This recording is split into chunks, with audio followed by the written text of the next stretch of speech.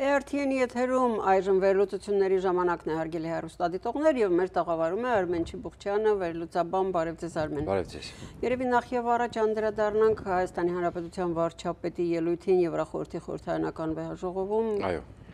Որ մասն է առավել հետաքրքիր։ Բոլորը ինձ հետաքրքիր էր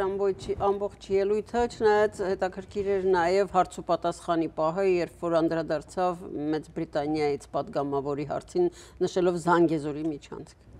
Տեսեք, կրկին բանը, կրկին այսպես ես ճիշտ արեց որ պատասխանեց,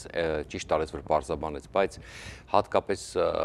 պետք չի տրամադրել մեր դեմ ուրեմն կոպիտ պատասխանելով, որովհետև Զանգեզուրի միջանցքը ներդրել է Ալիևը։ Եվ ըստ էության գիտեք որն ասա, ստացվում է որ դու թողնում ես մինչև Ալիևը այդ տերմինը տարածի, իսկ ես առաջին օրվանից դա ասել եմ ու ասել եմ պատասխանեք, սահմանադրությանը պատասխանեք, մի թողեք որ դա միջազգայնանա։ Ի վերջո եկանք հասանք տեղ, որովհետև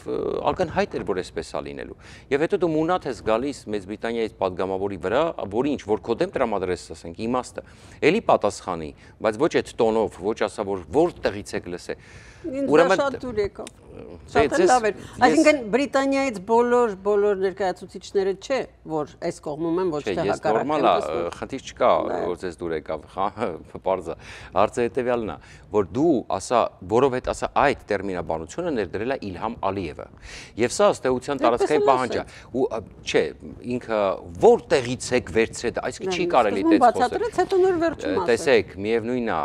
այդ ամեն ինչը։ Դուք ինձ թվում է վերնագիրն եք միայն կարդացել, ես ամբողջությամբ նայել եմ ամբողջ հարցու պատասխանը։ Որտեղ ընդդիմությունը մեր վերնագրերով շատ կոպիտ դրել էր այդպես։ Ես ընդդիմության վերնագրերին ընդհանրապես չեմ հետևում, որովհետև մեր ընդդիմությանը մենք ընդդիմություն չունենք։ Հայաստանում ընդդիմություն չկա, կա ռուսական գործակալական ցանց եւ կա սազանդարական մասը եւ չգիտեմ, այնտեղ ինչ որ մաս էլ կա, որ տենոմա որ կողմից ավելի շատ կտան, ասենք, չգիտեմ,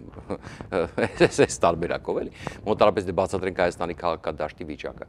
Ամբողջությամբ եմ լսել եւ ընդհանրապես ընդդիմության կարիքը այստեղ չկա շեշտելու, որովհետեւ ակնհայտ բան եմ ասում, չի կարելի կոպտել եւ որովհետեւ դա քո մեղքն է, որ իրենք չի կարելի կոպտել, երբ որ քո մեղքն է, երբ որ իրանք Զանգեզուրի միջանցք են ասում։ Մենք կարող ենք եթերից ինչ ասես ասել, կոպտել, նույն վարչապետին, նույն իշխանություններին, նույն Թրամփին, սա միջազգային ասպարեզային չենք մեր դեմ տրամադրում, երբ որ դու գիտես, որ Ալիևը 2 օր առաջ մակում է ասել, Էրդողանը ասում է, երեք Ալի Ասադովն է ասել։ Այսինքն տեսեք, սահմանադրության հետ կապված նույն բանը, իսկ ինչի օրինակ ինքը երեք չկանգնեց չասեց, որ սահմանադրության հետ կապված Ադրբեջանի սահմանադրության մեջ կա պահանջ։ Ինչի էր արդարանում ինքը ամբողջ այդ միջազգային հանրության առջև գնացել խորացել էր մենք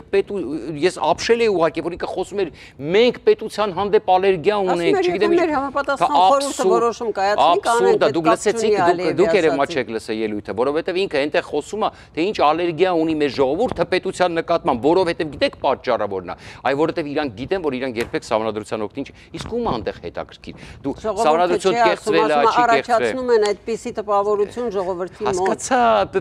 տեսեք, պետք չի, դու բառերից եք կախվում, իմաստը հետ է, քանի որ սահմանադրությունը կեղծվել է հանրակրվեները, ժողովուրդը չի քվեարկել սահմանադրության օգտին,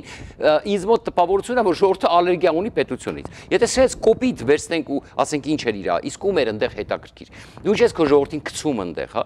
Իսկ ընդհանրապես փոխանակ կարող էր ասել, այո, ճիշտ ասեց, որ սահմանադրական այդ բարձաբանումը կարելի էր ասել, բայց այդ բայցը պետք է գնար հետո, որ Ադրբեջանի սահմանադրության մեջ կան շատ ավելի կոպիտ պահանջներ այդ տրամաբանության մեջ։ Իսկ ինչի հիմա վաղը մյուս օրը, որ էլի նույն տիպի հարց գա, որ Ալիևը շարունակի ավելի խիստ այդ հարցով պնդել, պիտի կանգնի էլի մունատ գա։ Չէ՞ որ մի տարի է ասում եք պատասխանի այդ սահմանադրությանը, օրակարգ սարքի, մտցրու միջազգային օրակարգ, որ Ադրբեջանի սահմանադրության մեջ կան, տարածքային պահանջներ Հայաստանի նկատմամբ։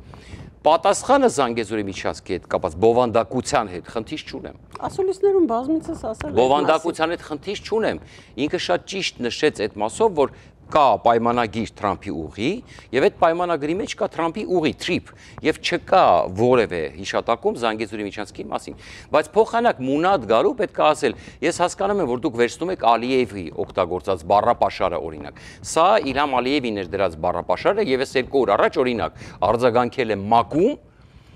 Եվ բացատրել եմ, այսինքն, եւ ճիշտ ասեց, այո, ես պահանջել եմ, որ Ալիևը բացատրի, որտեղից է ինքը վերցրել։ Ասածը սա է։ Պետք չի հիստերիկանալ։ Օբրայենը օրինակի համար հրապարակեց հոդված, որը ճշգրիտ արտահայտում էր իրավիճակը։ Կարևոր չի, ով է հիստերիկանալ արտահայտությունը, արդեն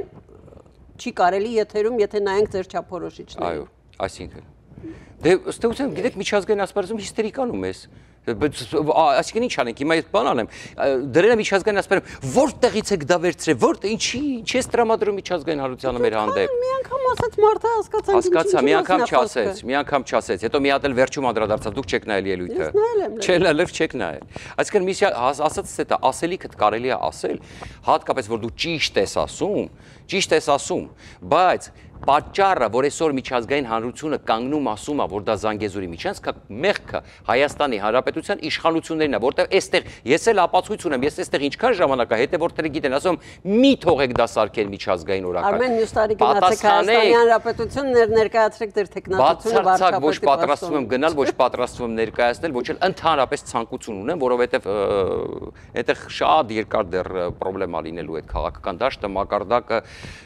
ուրեմն այնտեղ ռեսուրսներ ունեցողներն են երկար ժամանակ դեռ իսկ դուք գիտեք ով ռեսուրսներ ունեն տիրապետելու քաղաքական իրավիճակին, դեռ որևէ նման ցանկություն չունեմ բարեբախտաբար, իմ աշխատանքը ես սիրում եմ։ Իսկ մենք սիրով գնում ենք գովազդային դադարի։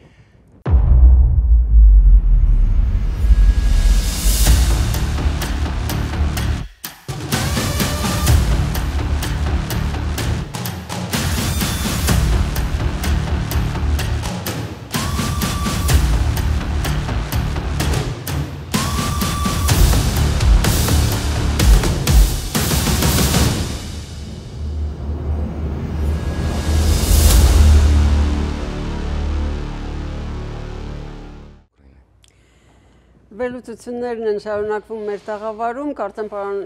Չիբուխչյանը ինչ-որ բան ավելացնելու առաջին հատվածում մեր զրույցից։ Այո, եզրափակենք երևի, այսինքն սա էլ թո դաս լինի, որ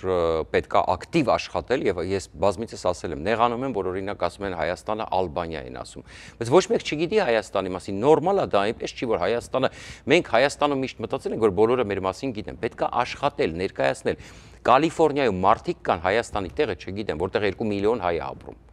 Կան, ես մի քանի անգամ եմ հանդիպել, որ ասում ես Արմենիա, ասում է Ռոմենիա, երկու սիրած բանը, Ռոմենիա եւ Ալբանիա։ Այսինքն կամ Ռումինիա ես կամ Ալբանիա ես, տարբերակ չկա որ դու Հայաստան լինես, էլի։ Դրա համար պետք է աշխատել այս դարում, այն էլ ռոպագանդան տեսնում եք ինչ մեծ նշանակություն ունի, հա, շատ ակտիվ տանում են։ Իսկ այն որ Ալիևը շարունակում է պնդել Զանգեզուրի միջանցք, ակնհայտ է, չէ՞։ Փաշինյանը ցույց տվեց, որ ինքն էլ է հասկանում, որ դա տարածքային պահանջ է։ Իսկ եթե արդեն այս տերմինոլոգիայի վրայով այսպիսի կատաղի պայքար է սկսել, տեսնում եք, չէ՞ որ Ալիևը ինչ-որ բանով բավարարված չի։ Ալիևը հետագա հետ կապած աշխատել, Ալիևը չի ցանկանում ուղղակի դες փափուկ նստել, ասել դե լավ, Թրամփի ուղի է, ուրեմն Թրամփի ուղի է։ Ոչ։ Ալիևը զինվում է շատ ակտիվ, Ալիևը շարունակում առաջ տանել ուրեմն զավթողական նարատիվը, որտեղ դա վարչապետն էլ ասեց, դա զավթողական նարատիվ է ըստ էության։ Տարածքային ամբողջականություն եւ այլ այսպես։ Եվ երկրորդը ես ուրեմն տպավորություն ստեղծի, որ այսպես խոսեցի ընդհանուր ընդդիմության մասին, այդտեղ կան մարդիկ, որոնք իրոք այսպես կան մարդիկ անգամ, որոնք գուցե այսպես իրական արևմտամետ են, իրական այդ արժեքները կիսում են, ընդդիմություն են ներկայանում, բայց գլոբալ ես հատուկ շեշտեցի, սխալ չհասկանաք, ռեսուրսների մասին։ Այդ մարդիկ ռեսուրս չունեն։ Ռեսուրս չունեն։ Այսինքն եղանակ է ստեղծում նրանք, ովքեր ռեսուրս ունեն։ Իսկ ովքեր որ ռեսուրս չունեն, նրանք երբ որ սկսում են, տեսեք, արդեն ինչ որ բան իրանց ներկայացնել, շատ մեծ վտանգի տա ռեսուրս ունեցողները փորձելու են կլանել նրանց, ովքեր ռեսուրս չունեն, հասկացաք, չէ՞ ինչ նկատի ունեմ։ Վկայությունը Գյումրիի ընտրությունն։ Այո, այսինքն այստեղ խնդրեմը հետեւյալն է, որ ցավոք սրտի մենք մի մեծ խնդիր ունենք, որ չենք լուծել։ Հայաստանում ռեսուրսները հայտնվել են սխալ մարդկանց ձեռքերում մեծապես։ Իսկ դա նշանակում է, որ ռեսուրսն ու քաղաքականությունը ուզենք թե չուզենք, եկեք չստենք իրար, էլի, իրար հետ կապ ունեն, էլի։ Եվ Միացյալ Նահանգներում դա ամբողջ աշխարհում է այդպես, այնպես չի որ Հայաստանը այստեղ բացառություն է։ Այդտեղ միայն ժողովրդավարությունը պիտի փրկի, որ կանվենք ժողովրդավարություն։ Այո, ուղղակի տեսեք, Միացյալ Նահանգներում եւ այն երկրներում, որոնք բարգավաճում են ռեսուրսները, հայտնվել են այսպես չիդեալականացնենք։ Քիչ թե շատ ճիշտ մարդկանց ձեռքում, որոնք հասկանում են ինչա պետությունը, ոնց է պետք տանել եւ այլն։ Հայաստանում ցավոք սրտի հայտնվել են սխալ մարդկանց ձեռքում, շատ դեպքերում կրթության խնդիր ունեցող մարդկանց ձեռքում եւ այլն։ Եվ այսպես շարունակ։ Կան Գազայի խնդրին, ավելի ճիշտ Թրամփի պլանին Գազայի մասին, ձեր վերաբերմունք վերաբերմունքը արդյոք Համասը կհամաձայնվի, բայց ուզում եմ մի մեջբերում անել։ Միացյալ Նահանգների նախագահի հատուկ պատվիրակ Սթիվեն Ուիթքոֆը հայտարարել է, որ Թրամփի ծրագրի իրականացումը կարող է ստեղծել խթան, որը կօգնի խաղաղություն բերելու Միջին Արևելքի այլ տարածաշրջաններ, ինչպես նաև կազդի ուկրաինական ճգնաժամի կարգավորման վրա։ Տեսեք, այս մասին ես խոսել եմ եւ սա Չինաստան-Ռուսաստան պայքարի համատեքստում, կներեք, Միացյալ Նահանգներ Չինաստան պայքարի համատեքստումը։ Այո, Գազան կապված է, ուրեմն իդեպ հենց ուրեմն վերջերս եմ այդ մասին ակնարկել, որ Գազան ամեն ինչը կապված է ուրեմն իրար հետ եւ սա գլոբալ Չինաստան Միացյալ Նահանգներ լիդերության համար պայքարի կոնտեքստում է, հա, զուգահեռաբար։ Երբ որ Ռուսաստանը տապալվեց Ուկրաինայում, այս պայքարը վերածվեց շատ ավելի մեծ պայքարի։ Իսկ մինչև այդ Ռուսաստանը փորձում էր ինքն իր տեղը արևի տակ ապահովել աշխարհում Թուրքիայի հետ միասին, դառնալ երրորդ բևեռ, բազմաբևեռ աշխարհում ապրեինք, իրենք որոշեին արևելք-արևմուտք կապը, դառնային խաղացող չունենալով ռեսուրսներ, որտեղ soft power կոչվածը դա բնորոշ է միայն հզոր պետություններին, որոնք կարող են տնտեսությամբ, արտադրանքով, կարողություններով տնտեսական կախվածության մեջ գցել պետություններին, ոչ թե այո, Չինաստանը ավելի կոպիտ տարբերակով, Չինաստանը պարտքի մեջ է գցում, ունի ռեսուրսներ, պարտք է տալիս, պարտքային բեռի տակ է պարկասնում պետությունները եւ պետությունները Իրանով է անում։ Հետո պարտքի համար պարտք է տալի, որ պարտքը փակվես, դա Չինաստանի սխեման է։ Միացյալ Նահանգները տարիներ շարունակ փողեր էր վատնում դեմոկրատիայի համար, հետո տեսա, որ բոլորը իրան գցում են քալստիվիները օրինակ, փողերը վեստում են աշխատում են Չինաստանի վրա, փողերը վեստում են աշխատում են Ռուսաստանի վրա։ Դրա համար որոշեց եւ ես այդտեղ ասում եմ ռոպագանդան եւ այդ խոսույթը դնենք մի կողմ, իրականում ճիշտ որոշում էր USAID-ին փակելը։ Որտեւ ո՞ս կարաս դու փող տաս մի պետության, ասենց գնում էին, հակնվում էին, կապնում էին, հարստացել էին Հայաստանը միջորդ դեպքեր քսվում էին եւ այլն։ Բայց այն ամեն խոսքի տակից զգում է ռուսական նարատիվ։ Իբր ինքը արևմտամետ է, բայց զգում է ռուսական նարատիվ, դու հասկանում ես, այդ փողերը վճարենք, օրինակ մենք հարկատունեսն է, դու այնտեղ տանես ու ասենք սիրուն հակվեց, կապվեց, զուգվեց, զարդարվեց, գնաց Եվրոպաները պատտվեց, բայց կստակից ռուսական նարատիվներ անցկացնեն։ Այդպես չի լինում։ Հիմա տեսեք, Թուրքիան ու Կատարը, այո, Թուրքիան ու Կատարն են հիմա համոզողները, եւ այս կոնտեքստում եթե այդ մեծ պայմանագիրը կնքվի, Չինաստանի դիրքերը կտրուկ սասանվում են, կտրուկ, եւ սա այո բերելու է նրան, որ Չինաստանը արդեն պետք է կենտրոնանա ուկրաինական ճակատի վրա, բայց ինքը մերձավոր արևելքը այս իմաստով կատաստրոֆիկ կարևոր նշանակություն ունի։ Եվ այստեղ տեսեք, քանի որ Թուրքիան ու Կատարն են խոսացողները Համասի հետ, Թուրքիան ձևականորեն գիտեք ողջունել են եվրոպական երկրները, նույնիսկ Ռուսաստանը։ Թուրքիան էլ է ողջունել, դուք հավատում եք, որ սա Թուրքիայի շահերից է բխում։ Իհարկե ոչ, որովհետև Թուրքիան Համասի հետ կապը, Թուրքիան ուզում է դառնալ մահմեդական աշխարհի լիդերը։ Թուրքիան ուզում է մերձավոր արևելքը կառավարի, որովհետև Օսմանյան կայսրությունից իր մոտ հիշողություններ կան վատ։ Օրինակ ոնց որ այսօր Պուտինն էր ասում ժողովրդին, ասում էր, գիտեք ինչի համար գնացեք մեռեք։ Մեր պատմական հիշողությունների համար, այսինքն գնացեք սատկեք, փդեք հիշողությունների համար, ոչ թե ապրեք, ստեղծեք, արարեք, այլ գնացեք սատկեք հիշողությունների համար, ինչ որ իմպերիալիստական հիշողությունների համար, հա։ Հիմա տեսեք, Թուրքիան պետք է համոզի Համասին, արդյոք Թուրքիան շահագրգռված է, որ Համասին համոզի։ Ես մի քիչ կասկածում եմ։ Նույնն էլ Կատարը, որովհետև ըստ էության Աբրահամյան համաձայնագրերով ստեղծվում է մի մեծ, այսինքն Իսրայել-արաբական պետություններ համագործակցության մի փուլ է ստեղծվում այսպես, մեր շատ կարևոր, եւ այդ նույն ծրագիրն էլ Գազայի ըստ էության Թրամփը խորամանկորեն Ռիվիերայի ծրագիրն է իրականացնում, անունը փոխած, մի քիչ ավելի երկար խոճուճ ճանապարհով։ Դե 10 կետում արդեն չկար, որ Գազայի ժողովուրդը պիտի հեռանա, պիտի այնտեղ կան նրանք, ովքեր փող ունեն, կարող են ճիշտ եք ասում, չկա, բայց խորամանկությունի տեղ ասում ուզում է կարա հանգիստ մտնի դուրս գա։ Ազատ տնտեսական գոտի են ստեղծում, շատ արտոնյալ հարկերով, եւ ես վստահեցնում եմ, այնտեղ տնտեսական հաբ կարող են ստեղծել, այնտեղ չգիտեմ, մի այնպիսի զոնա կարող են ստեղծել, որտեղ Մոնակոյի կամ Մոնտե Կառլոյի, ես կոպիտ եմ ասում, ծայրահեղացնում եմ, որտեղ գները տների այնպես կթռնեն, որ մարդիկ բնականից կվաճառեն իրենց տները գնան Բարսելոնայում տուն կառ։ Դե էդ եմ ասում, այսինքն այնպիսի տարածք կարող են սարքեն, օրինակ դու կարող ես օրինակ Մոնտե Կառլոյում տուն գնես, ասենք դա ամեն մեկը չի կարող, կամ Մոնակոյում այնտեղ հատուկ թույլտվություն են տալիս կամ հատուկ մարդկանց են տալիս այնտեղ ընդհանրապես չես կարող դու տուն գնես։ Դրա համար հատուկ զոնաներ են դրանք, որտեղ ուղղակի մարդիկ գերադասելու են վաճառել տները, գնալ, թանկով գնալ ավելի լավ կյանք ապրել, կոպիտ ասած, եթե քո տունը կարաս 1 միլիոնով վաճառես գնաս 100,000-ով միտեղ։ Իհարկե լավ կլինի, որ նախ բնակեցնեն այդ։ Ու ասեմ, այստեղ խորամանկություն կա այս պատմության մեջ, բայց կարևորը հետեւյալն է։ Ես շատ կուզեմ, որ այդ լինի, բայց այս պահին դեռևս դժվար եմ պատկերացնում, դա Աստված Համասը համաձայնվի, բայց հաշվի առնելով որ նաև Թուրքիան է համոզողը,